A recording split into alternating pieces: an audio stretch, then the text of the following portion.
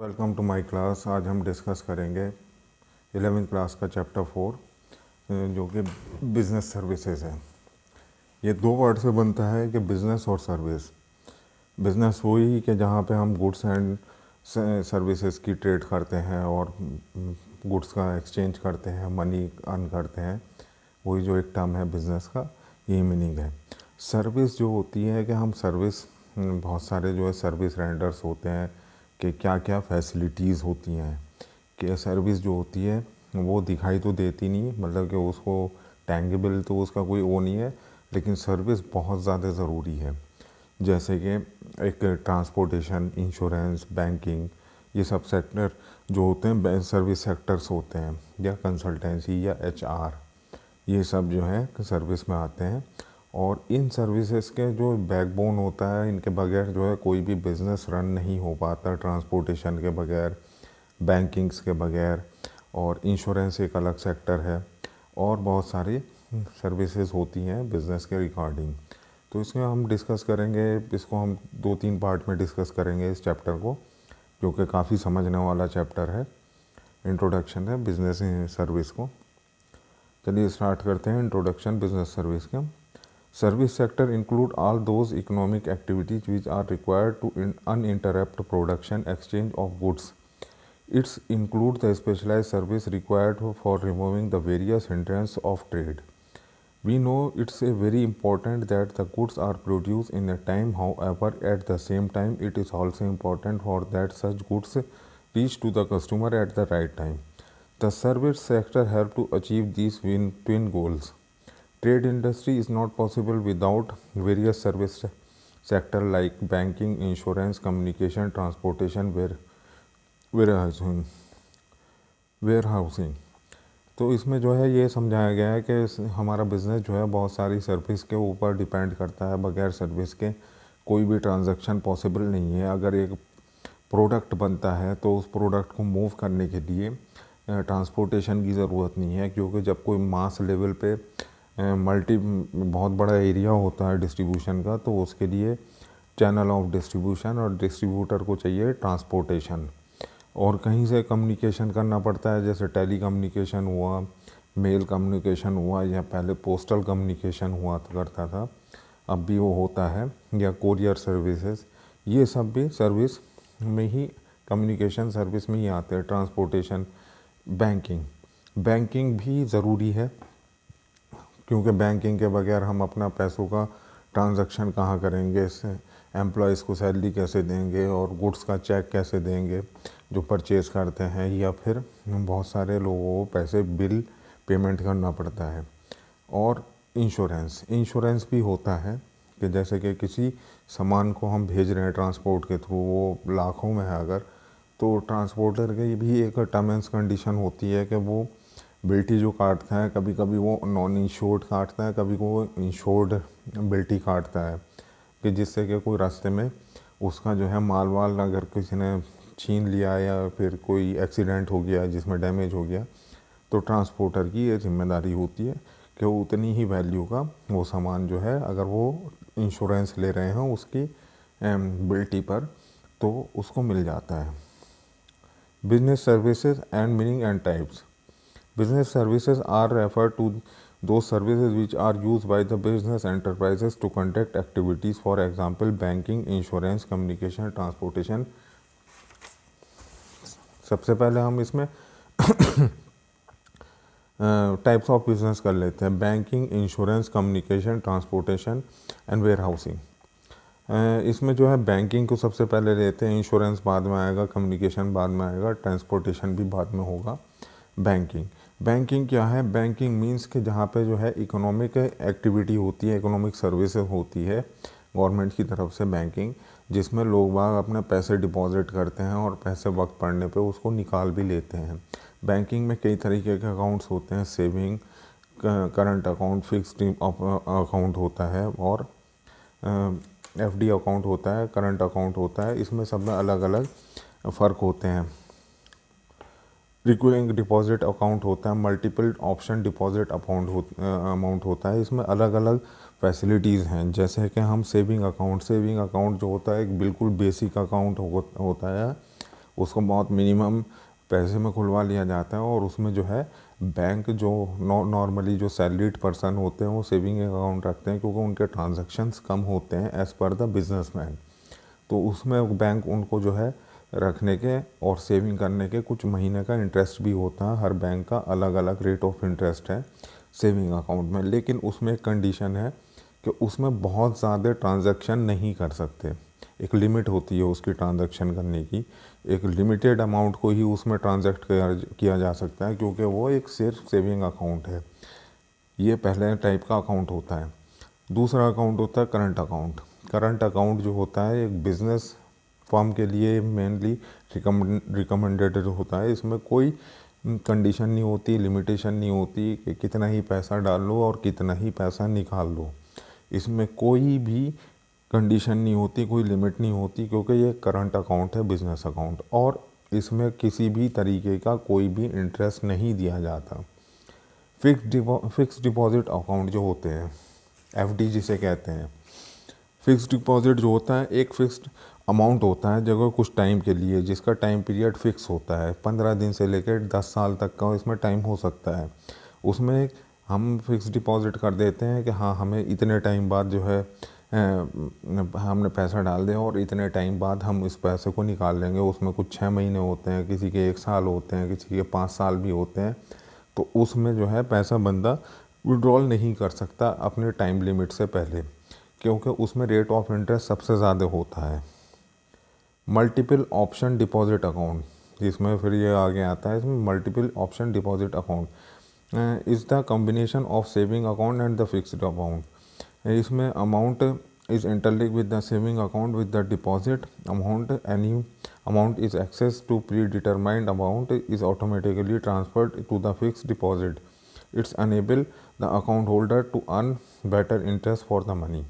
ये जो होता है सेविंग अकाउंट और एफडी का एक कॉम्बिनेशन होता है कि इसमें सपोज़ के करोगे कोई बंदा जो है अपने अकाउंट से 500 रुपये महीने का फ़िक्स डिपॉजिट कराना चाहता है, तो उसके वो 500 रुपये तो फ़िक्स हो जाएंगे 5 साल के लिए, जो भी उसका टेन्योर होगा, जितने भी वक्त के लिए वो अपना एफडी लेना चाहता है। लेकिन इसके ऊपर जो होंगे वो उसके सेविंग होंगे, उनको वो कभी भी विड्रॉल कर सकता है और कभी भी वो उनको यूज़ कर सकता है। तो मल्टीपल ऑप्शन डिपॉजिट अकाउंट जो होते हैं वो ये होते हैं। इसमें भी रेट ऑफ इंटरेस्ट भी अच्छा मिलता है और सेविंग अकाउंट भी चलता रहता है इसके साथ साथ। बैंक की इसके अलावा और भी बहुत सारी सर्विसेज होती हैं। बैंक की यही सर्विस नहीं होती कि सिर्फ अकाउंट ऑपरेट करना। एक बैंक का बैंक ड्राफ्ट होता है, जिसमें बैंक जो है बैंक ड्राफ्ट करता है, किसी को अपना पैसा किसी को भिजवाना है तो वो एक ड्राफ्ट इशू करेगा उस कंपनी के नाम से, और वो उस बंदे की कंपनी के नाम से मिल जाएगा उसको, और बैंक जो होता है उसकी पूरी रेस्पॉन्सिबिलिटी ले लेता है। वो उसके अकाउंट में ही ट्रांसफ़र होते हैं जो 1 पार्टी 2 पार्टी को दे रही है। मतलब पार्टी ए का दे रही है बी पार्टी को 5 लाख रुपए का डीडी जिसे बोलते हैं, डिमांड ड्राफ्ट, तो वो उसको कहते हैं बैंक ड्राफ्ट। ये बैंक की एक अपनी रेस्पॉन्सिबिलिटी होती है। बैंकर्स चेक, पे ऑर्डर, इसमें भी ये होता है कि in practice the banker cheque is payable at the branch of the issue is use to payment within the local clearing jurisdiction.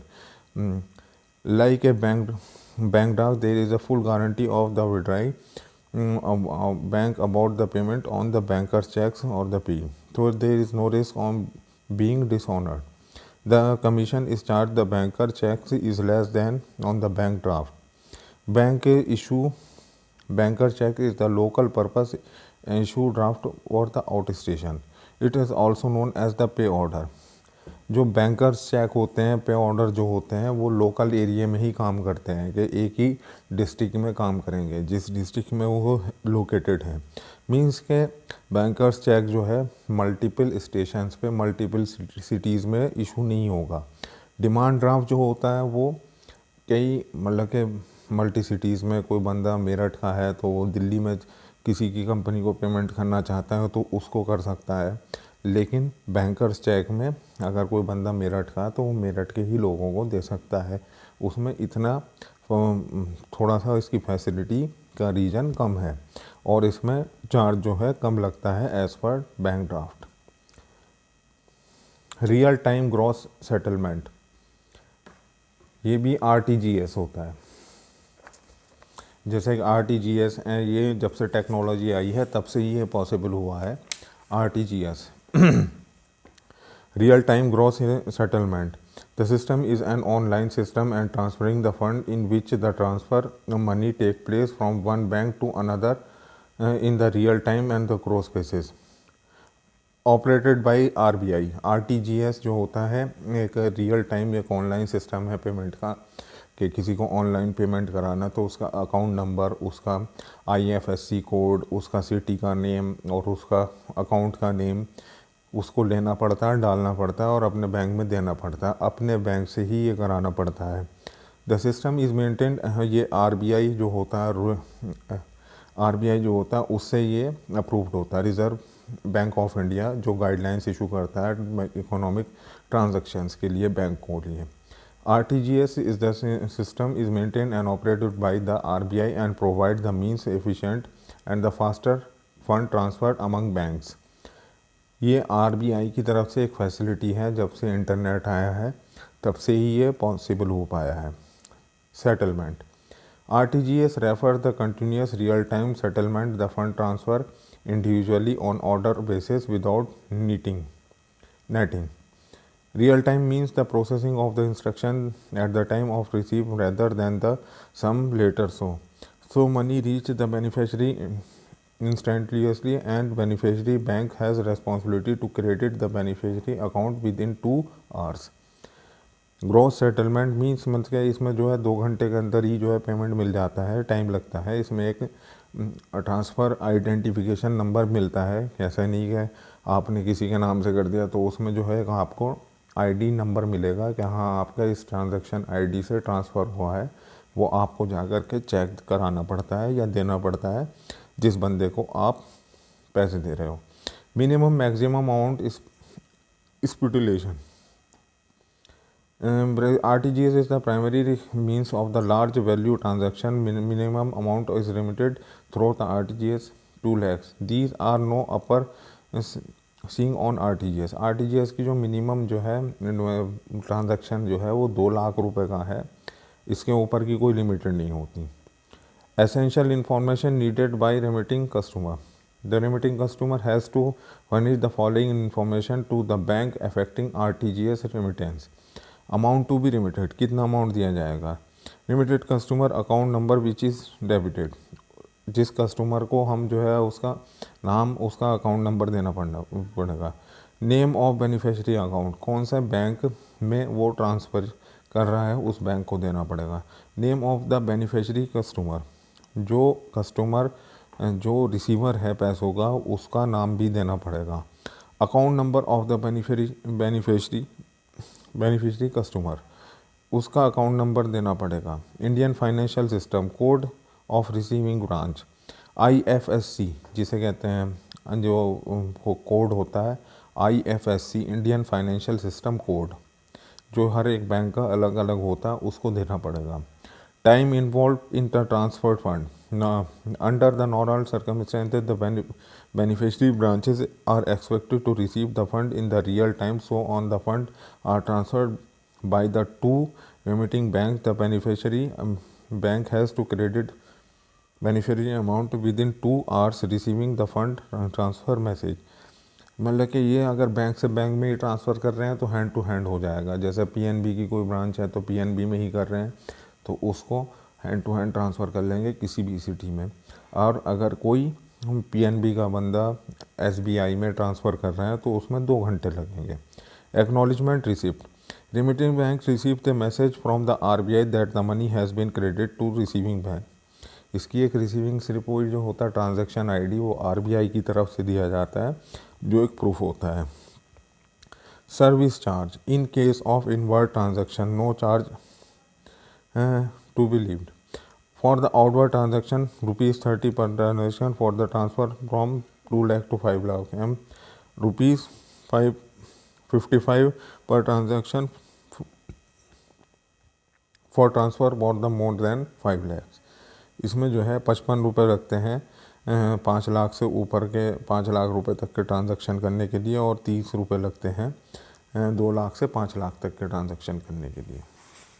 और एक ही बैंक में होगा तो उसमें कोई ट्रांसफ़र नहीं होगा। अब इसी से मिलता जुलता है, इसमें बहुत से लोग कंफ्यूज हो जाते हैं कि आरटीजीएस क्या है, एनईएफटी क्या है। ये अलग अलग हैं तो एक ही सर्विस, लगभग national electronic fund transfer is a system is online system on transferring the fund in which the transfer of money take place from one bank to another on net basis. कि है तो ये भी RTGS से ही मिलता जुलता, लेकिन इसमें कुछ कंडीशंस अलग हैं। होता ये भी उसी सिस्टम से है कि नेट के थ्रू ये भी पॉसिबल है और नेट के थ्रू ये चलता भी है। चलिए इसको आगे करते हैं। Net settlement basis, NEFT function on the net settlement basis of the different from RTGS, which function on the gross settlement basis. Full information to be furnished. Complete details such as the receiver name, bank name, account number, account type, saving or current type, bank name, city name, branch name has to be furnished on the bank at the time of requesting such as the transfer, so that the amount reach the beneficiary account correctly and faster.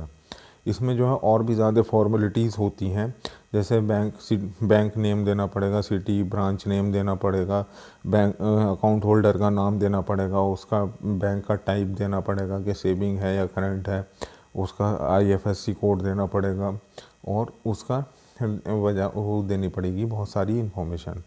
Minimum and the maximum amount stipulation, there is no value limit, no minimum और no maximum on the transaction of the NEFT. For using NEFT is the 11-digit financial system IFSC code is used. इसमें कोई minimum नहीं है, आप जो है कम से भी इसको जो है पॉसिबल कर सकते हैं। इसमें ये नहीं कि 2 लाख रुपए होंगे आरटीजीएस की तरह, नहीं, बिल्कुल नहीं। इसमें हज़ारों में भी ट्रांजैक्शन हो जाते हैं और कितना ही ट्रांजैक्शन कर सकते हैं। The time involved in the transfer to fund transfer may normally take place on the same day or at most the next working day. इसमें जो है नॉर्मली जो NEFT में टाइम लगता है वो हैंड टू हैंड नहीं होता, उसमें लगभग सेम डे में होता है या नेक्स्ट वर्किंग डे में, depending upon the time on requesting such fund to transfer. Remitting customers get the money back if he is not credit to the beneficiary account. अगर किसी का पैसा जो है ट्रांसफ़र नहीं हो पाया तो वो कम पैसा उसको वापस चला जाता है उसी के अकाउंट में, क्योंकि ये अकाउंट से ही होता है NEFT। Service charges, the bank generally charge some processing charges on NEFT। The actual charge depend upon the amount and the banker customer relationship. ये अलग अलग बैंक के ऊपर डिपेंड करता है कि उनका कस्टमर से क्या रिलेशनशिप है, वो अपना आप ही डिसाइड करते हैं और उसके अमाउंट पर डिसाइड होता है। All India coverage, NEFT facilities available for the transfer of the fund electronically between more than 18,500 bank branches, जिसमें बैंक ब्रांचेस के ऊपर ही डिपेंड करता है। तो मैं समझता हूँ कि इसमें RTGS में और NEFT का जो फ़र्क है, RTGS में बड़ा अमाउंट फंड ट्रांसफ़र होता है, NEFT में छोटे से लेकर के बहुत बड़ा भी अमाउंट सेटल कर सकते हैं। RTGS जो होता है वो हम नॉर्मली हैंड टू हैंड या 2 घंटे में होता है, उसकी सर्विस फास्ट है। NEFT नॉर्मली 1 दिन या नेक्स्ट वर्किंग डे में ट्रांसफ़र होता है। NEFT में जो है ज़्यादा फॉर्मेलिटी पूरी करनी पड़ती है, RTGS में इतनी फॉर्मेलिटी पूरी नहीं करनी पड़ती। बैंक ओवरड्राफ्ट,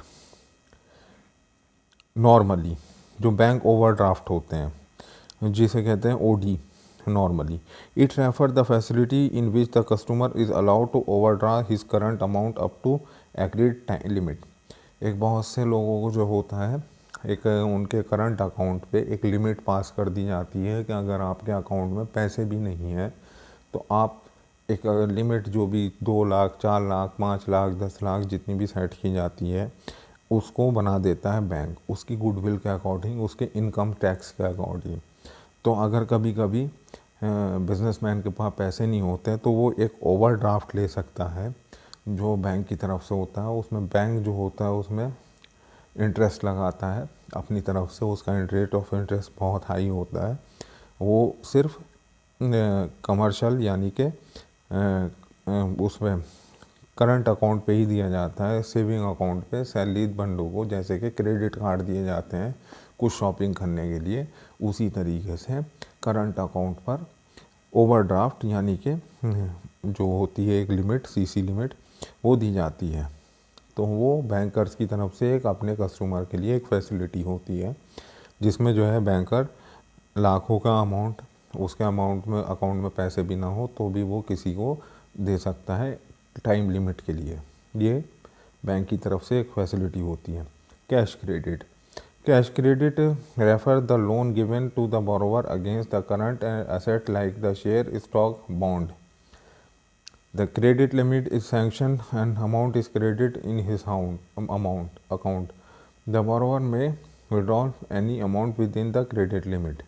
बहुत से लोगों के पास जो होते हैं क्रेडिट कैश लिमिट चाहिए होती है, उनको जो है अपने बॉन्ड्स, शेयर्स होते हैं उनके पास, या फिर उनके पास कोई पॉलिसीज़ होती हैं उनको, क्योंकि वो भी एक वैल्यूएबल टाइम होता है, या एफडी होती है, तो उनको एक क्रेडिट लिमिट मिल जाती है कि जैसे किसी के पास एफडी है या फिर कोई शेयर्स है या स्टॉक है या बॉन्ड है, तो उसको एक लिमिट दे दी जाती है कि अगर आपका 1 लाख का बॉन्ड है तो आप जो है 30,000 रुपये विड्रॉल कर सकते हैं विदाउट एनी परमिशन कि अगर आपके अकाउंट में पैसे भी ना हो। वो एक लोन की फॉर्म है, उसमें कुछ इंटरेस्ट भी होता है, कुछ में इंटरेस्ट लगता है। Cash credit facility is helpful in the meeting day to day working capital need. Interest is charge on the amount actually withdrawal. Interest लगता है उस पर जो कि जितना पैसा हमने उसमें ट्रांसफ़र कराया। तो आज हमने बैंकिंग का थोड़ा सा अपना पार्ट से कंप्लीट किया है। अब हम अपना इलेक्ट्रॉनिक बैंकिंग और ई बैंकिंग और इसका फर्दर जो और भी इस चैप्टर में है वो हम दूसरी वीडियो में डिस्कस करेंगे। Thank you very much.